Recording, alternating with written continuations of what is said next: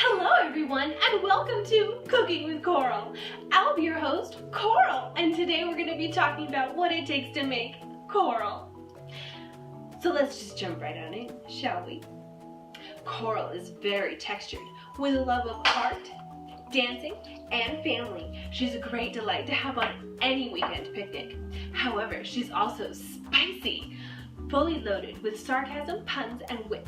This makes her another delight to have on any rainy night in. However, to really get to know coral, you have to use communication. Am I right? So let's talk about some of the communication most commonly found within coral. One of the binding agents used in coral is listening. More specifically, analytical listening. You see, what I have found is that coral likes to listen very thoroughly to what the other person is saying before she responds. She wants to analyze everything being said as well as not said, and then come up with many different angles and possibilities of what the meaning was. However, coral also withholds all judgment until the very end of the process. Of course, at the end of it, she judges away. The problem with this process is that listening becomes hard work. It's just too much to engage in for all conversations. Thus, pseudo-listening comes into play.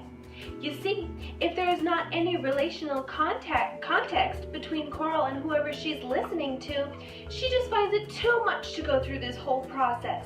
However, coral also understands that not listening can be quite harmful to some individuals.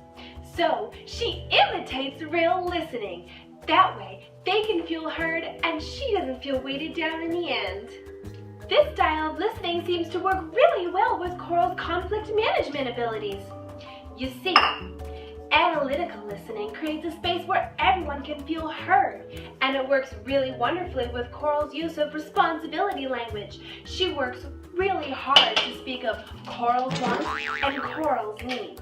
That way, whoever she's in conflict with doesn't feel defensive against what she's saying. This creates a happy, comfortable, safe environment for everyone to work through the elephant in the room. As we mix these things up, we really see coral start to come together. It smells great. Once coral is done, we'll top off with a new frosting recipe. This is something I've just recently discovered.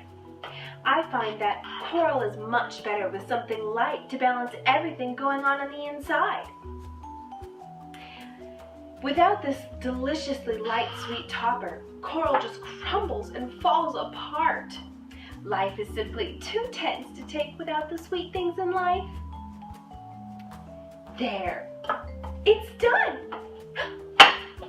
Oh my, what? I just don't even know what to call this. This context switching, it's an absolute abomination. Constantly switching context between jokes and realities, causing so much confusion. You know what? Let's just cut that right out. There. Now, isn't that better? I really enjoyed cooking with all of you. I hope you come back soon. Bye now.